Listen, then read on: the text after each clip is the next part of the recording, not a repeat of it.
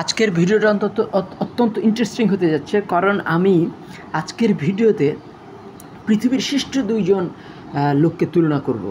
একজন বাংলা সাহিত্যের শরৎচন্দ্র চট্টোপাধ্যায় এবং আরেকজন হলেন গিয়া জার্মান সাহিত্যের নিটশে।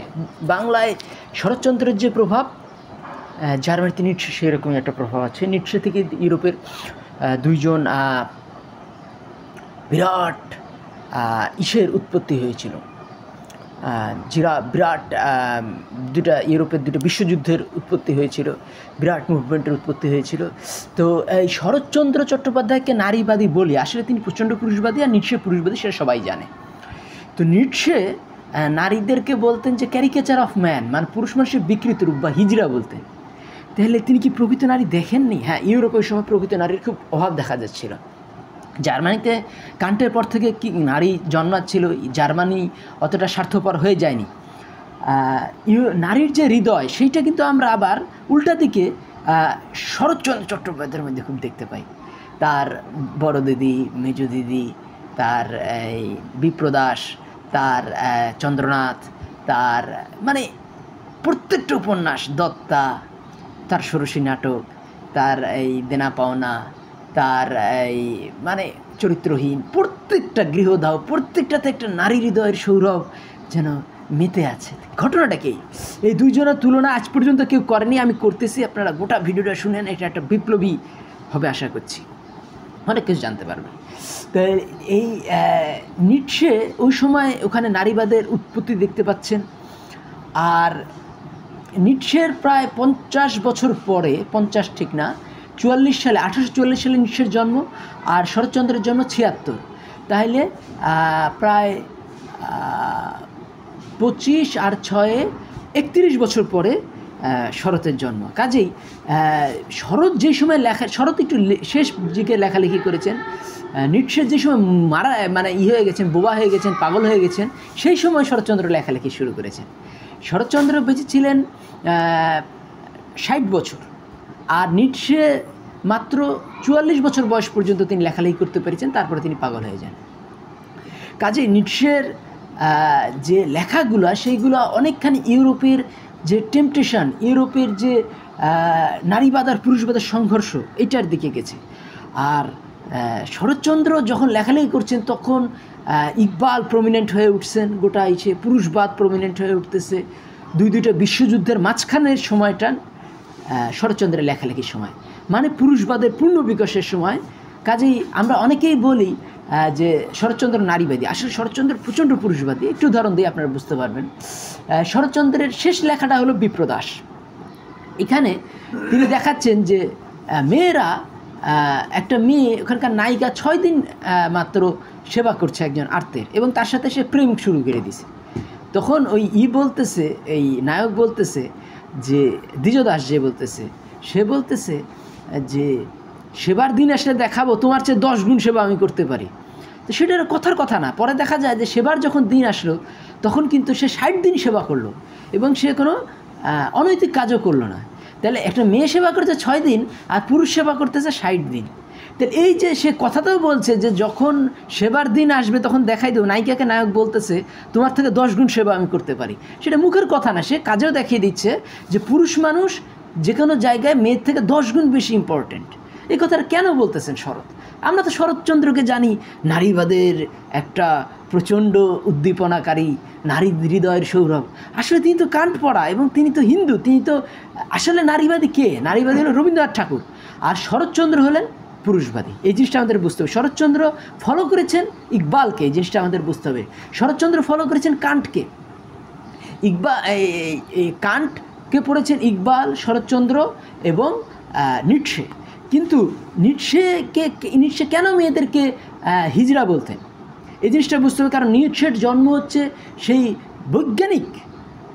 বিজ্ঞানকে গুরুত্ব দেওয়া কলোনিয়াল ইউরোপে, যেখানে একটার পর একটা দেশ মানে শিয়ালের বুদ্ধির মতো ইউরোপের, বিশেষ করে ব্রিটেন এবং ফ্রান্স দখল করতেছে, মানুষ মেয়েরা সাফ করে দিতেছে। কাজেই নারী হৃদয়ের সৌরভ ইউরোপ কোথায় পাবে? কাজেই কান্ট এবং হিউমের সমন্বয় এক ধরনের করতে হয়েছে। কান্ট এবং নিউটনের সমন্বয়, নিউটনের বিজ্ঞান এবং কান্টের হৃদয়, এই দুইটার সমন্বয় করতে হয়েছে কাকে? নিটশেকে, যেটা আমাদের শরৎচন্দ্রকে করতে হয়নি।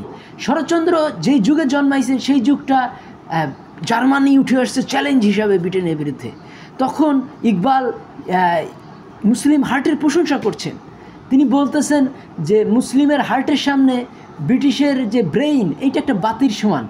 মুসলিমের হার্ট যদি সূর্য হয়, ব্রিটিশের ব্রেইন একটা বাতির সমান। তো কাজেই এই নারী হৃদয়ের সৌরভ, যে পুরুষবাদী হয়েও নারী হৃদয়ের সৌরভটা সুন্দরভাবে দেখাতে পেরেছিলেন শরৎচন্দ্র চট্টোপাধ্যায়। তো শরৎচন্দ্রের এই জন্য প্রতিটা লেখাই এত মিষ্টি হয়।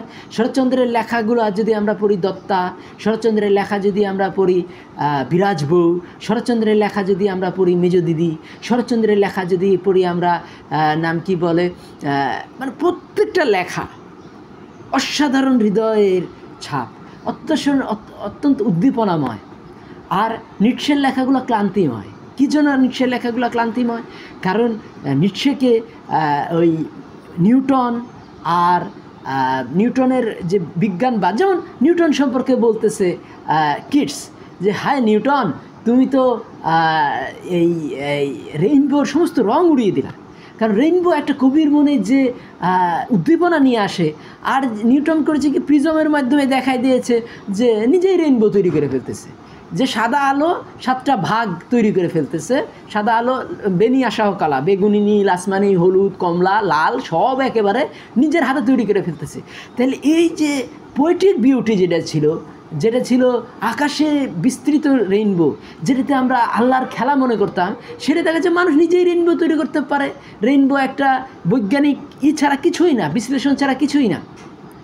তো এই যে ইউরোপ একটা নাস্তিকতার দিকে, নিহিলিজমের দিকে, স্বার্থপরতার দিকে এবং অ্যানার্কি বা বিশৃঙ্খলার দিকে এবং নিহিলিজম বা শূন্যতার দিকে যাচ্ছে, সেটা কিডস দেখিয়ে দিয়েছেন। তাহলে এই জিনিসটা আমাদের বুঝতে হবে যে কিডস, শেলি, বায়রন, এদের পরবর্তী জেনারেশনে আসছেন নিটশে। তো নিটশে কিন্তু ওই নিহিলিজমকে বহন করতেছেন এবং তার পিছনে আবার কান্টের আশাবাদও আছে, গেটের ইসলাম প্রীতিও আছে। কাজেই নিটশেকে আমরা বলতে পারি দ্য ফেনোমেনন, দেখার মতো একটা জিনিস। নিটশে বলতেছেন যে একে হমো বা যীশুখ্রিস্টকে দেখো, আমরা বলতে পারি একে হমো বা নিটশেকে দেখো। তাহলে আমরা আরেকটাকে বলতে পারি বা শরৎচন্দ্রকে দেখো। শরৎচন্দ্র ছিলেন এক প্রচণ্ড উদ্দীপনা, যেটাকে ওই ইকবালের একটা বাস্তব রূপায়ণ। কীরকম সেটা আমি বলি। নিটশে ইকবাল বারবারই বলতেন যে যতই আমরা নারীদের সুরক্ষার জন্য আইন করি তেমন করি, কিন্তু পুরুষ যদি তৈরি না হয়, নারী তৈরি হবে না। এই জিনিসটা আমাদের বুঝতে হবে যে যেখানে একজন সত্যিকারের লিডার আসে সেখানেই তো ফলোয়ার পাওয়া যায়। একজন যে পড়তেছে, নাম কি বলে, খুব ভালো প্রোগ্রামিং পারে, তখন কি তার সাথের মেয়েটা তাকে সাপোর্ট দিতে থাকে। আর সে যদি নিজেই প্রোগ্রামিং না করে, মেয়েটা লিডারশিপটা নেয়, তখন সে কী হয়ে যায়, ক্যারিকেচার অফ মেল, যে পুরুষ মানুষের বিকৃত রূপ। এই পুরুষ মানুষের বিকৃত রূপটাই তো নিটশে দেখেছেন তার ইউরোপে। কোনো পুরুষ ইউরোপের মেয়েদের দায়িত্ব নেয় না, প্রতিটা মেয়েকে। তো ওখানে কী হয়েছে, প্রতিটা মেয়ে অসহায়, প্রতিটা মেয়ে তার নারীত্বকে প্রকাশ করতে পারতেছে না। তো ইকবাল এটাকেই বলতেন, এই তো তোমাদের সভ্যতা, পুরুষরা হচ্ছে কর্মহীন, মেয়েরা হচ্ছে সন্তানহীন। তো ইউরোপ এই জন্য আজকে কিন্তু দেখা যাচ্ছে যে ইউরোপের ইংল্যান্ড, ফ্রান্স, জার্মানি, প্রতিটা দেশে প্রতিটা মেয়ে 2টা করে বাচ্চা নিচ্ছে না, 1টা করে বাচ্চা নিচ্ছে, বা 1.3 তাদের বার্থ রেট। তখন বাংলাদেশ থেকে, পাকিস্তান থেকে, নাইজেরিয়া থেকে, আর এই নাম কি বলে আলজেরিয়া থেকে, ইন্ডিয়া থেকে লোক যাইয়া ইউরোপ, আমেরিকা ভরে ফেলতেছে। এখন ট্রাম্প বলছে যে আমাদের সভ্যতা সংরক্ষণ করো, বেশি বেশি বাচ্চা নাও। হিটলারও অনেক বলছিল বেশি বেশি বাচ্চা নাও, তারপরও কি ইউরোপ বেশি বেশি বাচ্চা নিয়েছে? নেয়নি। কারণ এই মেয়েগুলো তো আসলে প্রকৃত মেয়ে না, তারা বাচ্চা নিতে চায় না। তারা জানে যে বাচ্চা নেওয়ার দায়িত্ব আমার স্বামী নেবে না, আমাকেই সেই বাচ্চাগুলো পালতে হবে। তাহলে একটা মেয়ে তো শুধু নিজের পালার জন্য বাচ্চার জন্ম দেয় না, সে জানে যে আমি আর আমার স্বামী 2জন মিলে বাচ্চাটাকে গড়ে তুলব, আমাদের মধ্যে একটা প্রেমের সম্পর্ক হবে। তো এই প্রেমের সম্পর্কটা, প্রেম জিনিসটাই তো ইউরোপ ধ্বংস করে দিয়েছে, বিশেষ করে হিউম। কিন্তু কান্টের পর থেকে আবার প্রেম জন্ম নিল। এবং বললেন, এই গেটে তো বলেই দিলেন যে আমি উত্তরে দেখলাম, দক্ষিণে দেখলাম, পশ্চিমে দেখলাম, সব জায়গায় খালি ধ্বংস, তাবাহি তাবাহি তাবাহি, কিন্তু দেখলাম সভ্যতা রক্ষক আছে কবচ আছে পূর্বে। আর পূর্ব বলতে গেটে ভালো করে লিখে দিলেন, পূর্ব বলতে আমি হিন্দুদেরকে বুঝাচ্ছি না, আমি মুসলমানদেরকে বুঝাচ্ছি, মুসলমানরাই সভ্যতাকে রক্ষা করবে। কারণ কান্ট কে ভালো করেই বুঝতেন গেটে, এবং গেটে এই জন্যই বললেন যে উত্তরে পশ্চিমে দক্ষিণে সব জায়গায় খালি ধ্বংস, আর সভ্যতার রক্ষাকে ভূমি আছে কোথায়? পূর্বে। তাহলে এই পূর্ব বলতে তিনি ইসলামকে বোঝাচ্ছেন। কাজেই এই গেটের যে এই ওস্টাশিজার ডিভান, যেখানে তিনি এই কথাগুলো বললেন যার ব্যাখ্যায়, সেইটারই উত্তর দিলেন কি ইকবাল পায়মে মাশরিক বা পূর্বের বাণী হিসাবে। তো পূর্বের বাণী যদি আমরা পড়ি আর ইকে পড়ি, নাম কি বলে, শরৎচন্দ্রের উপন্যাসগুলা, তখনই আমরা নারীর হৃদয়ের সৌরভটা পাই। যেহেতু এই পুরুষকে বিশ্বাস করতেন শরৎচন্দ্র, এই জন্যই তার নারীগুলা হয়েছে এত সৌরভময়, এত মিষ্টি। কাজেই এই যে এই প্রমোদ চৌধুরী তো জার্মান দর্শন, হেগেল, কান্ট সবই পড়েছিলেন, আর শরৎচন্দ্র পড়েছিলেন। তো কাজেই তিনি তো জানতেন ভালো করে, যে সেজন্যই শরৎচন্দ্র বলেছিলেন যে মুসলমানদের মধ্যে থেকেই আসবে শিরিন কলম বা জেরিন কলম।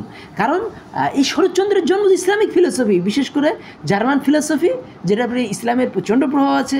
পার্সিয়ান পোয়েট 7 জন, জামি, আত্তার, এদের জামি, আত্তার, রুমি, সাদি, ফেরদৌসি, এদের প্রচণ্ড প্রভাব আছে কার উপরে? এই জার্মান দর্শনের পরে।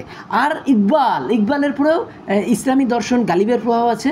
আর কান্ট, এই শোপেনহাওয়ার, তারপরে এই ফিক্টে, গেটে, এদের প্রচণ্ডভাবে প্রভাব আছে এই ইকবালের উপরে। তো কাজেই এই যে মিষ্টি, মানে পুরোপুরি আমি বলবো না যে সোনালি এইগুলো আসছে, সোনালি লেখা বা মিষ্টি লেখাগুলো শরৎচন্দ্রের মধ্যে সম্পূর্ণ সূর্য প্রতিপাত হয়েছে, এটা আমি বলবো না। কিন্তু অনেকখানি তো আসছে, অনেকখানি সোনালি লেখা, অনেকখানি মিষ্টি লেখা শরৎচন্দ্রের মধ্যেই চলে আসছে। কাজেই এটা কোনো বড় কথাই বলেননি প্রমোদ চৌধুরী, যে বাঙালি মুসলমানের হাত ধরেই বাংলা সাহিত্যে সোনালি লেখাগুলো আসবে, মিষ্টি লেখাগুলো আসবে। অলরেডি নজরুল ইসলাম মিষ্টি মিষ্টি অনেক গান লেখা শুরু করে দিয়েছেন, শরৎচন্দ্র অনেক মিষ্টি উপন্যাস, অনেক সোনালি উপন্যাস লেখা শুরু করেছেন। আর শরৎচন্দ্রের জন্ম কোথায়? শরৎচন্দ্রের জন্ম তো হিন্দি বেল্টে, ভাগলপুরে তিনি বড় হয়েছেন। 9-10 পর্যন্ত তিনি ভাগলপুরে ছিলেন, যেটা বিহারের। তিনি হিন্দি উর্দু জানতেন। তিনি বাংলা লেখানোর সময় হিন্দিতে ট্রান্সলেট করতেন, হিন্দি লেখানোর সময় বাংলায় ট্রান্সলেট করতেন। প্রথম জীবনে যখন তিনি টাকা পয়সার একটু সমস্যা ছিল, তো এই অনুবাদ করে শরৎচন্দ্র জীবনযাপন করতেন। কারণ শরৎচন্দ্র একদিকে হিন্দি পারতেন, আরেকদিকে বাংলা পারতেন। তো শরৎচন্দ্র যখন লেখালেখি শুরু করেছেন 1914 সালে, 1915 সাল থেকে একেবারে 1938 সাল পর্যন্ত তিনি ধুমায় লিখে গেছেন। তার বইগুলা শুধু বাংলায় যে হটকেকের মতো বিক্রি হতো তা না, তার বইগুলা ট্রান্সলেট হয়ে দিল্লিতে বিক্রি হতো, তাই নাম কি বলে, মাদ্রাজে বিক্রি হতো, বোম্বেতে বিক্রি হতো, মারাঠার এলাকায় বিক্রি হতো, এই পাঞ্জাবে বিক্রি হতো। সারা ভারতব্যাপী তিনি ওই বই বিক্রি করেই তিনি বাড়ি বানিয়েছিলেন। তো কাজে এই জিনিসগুলো আমাদের বুঝতে হবে, যে শরৎচন্দ্রের মিষ্টি লেখা, নারীত্ববাদ, শরৎচন্দ্রের মিষ্টি হৃদয়ের মিষ্টি উপন্যাস, সোনালি লেখা, এবং শিরিন কলম, জেরিন কলম, সোনালি লেখা ও মিষ্টি লেখা কোত্থেকে পেলেন। এবং শরৎচন্দ্রের সাথে যদি আমরা নিটশের তুলনা করি, নিটশে বলতেছেন মেয়েদের কাছে যাইতে গেলে চাবুক নিয়ে যাও। এই জিনিসটা আমাদের বুঝতে হবে, যে অনুরাধা যেমন একটা উপন্যাস আছে শরৎচন্দ্রের, সেখানে তিনি বলতেছেন যে শহরের মেয়ে, তাদের চরণে কোটি কোটি নমস্কার। সেখানে তিনি অনুরাধার মধ্যে একটা গ্রামের মেয়ের মধ্যে তিনি অনুরাধা উপন্যাসের নায়ক কিন্তু ইংল্যান্ড থেকে ফেরত, কিন্তু তিনি মেয়েদেরকে পছন্দ করেন না। কিন্তু যখন তিনি অনুরাধা থেকে দেখলেন, তখন তিনি বিয়ে করতে রাজি হয়ে গেলেন। কে? শরৎচন্দ্রের অনুরাধা উপন্যাসের নায়ক। তাহলে এই যে নারীত্ববাদ ইউরোপে নাই, নারী যে ইউরোপে নাই, সেটা কিন্তু শরৎচন্দ্র তার লেখার মধ্যে প্রকাশ করলেন। শরৎচন্দ্র কি ইংল্যান্ড গেছিলেন? না, কিন্তু শরৎচন্দ্র তো ব্রিটিশ উপন্যাসগুলো পড়েছেন, জার্মান উপন্যাসগুলো পড়েছেন, কান্ট পড়েছেন, হেগেল পড়েছেন। তাহলে শরৎচন্দ্র কিন্তু ইকবাল পড়েছেন। কাজে ইউরোপের সভ্যতার সাথে এইসব বাঙালি সভ্যতার যে দ্বন্দ্ব, বা ইউরোপের সভ্যতার সাথে ইসলামের যে দ্বন্দ্ব, ইউরোপের সভ্যতার সাথে হিন্দুইজমের যে দ্বন্দ্ব, এগুলো কিন্তু ভালোভাবেই শরৎচন্দ্র বুঝতে পারতেন। এবং সেই জন্যই কিন্তু শরৎচন্দ্র যখন যখন লিখলেন শিক্ষার মিলন 1921 সালে, যখন রবীন্দ্রনাথ লিখলেন শিক্ষার মিলন, তিনি রবীন্দ্রনাথকে সম্মান জানায় তার বিরোধিতা করে আবার তিনি শরৎচন্দ্র লিখলেন শিক্ষার বিরোধ।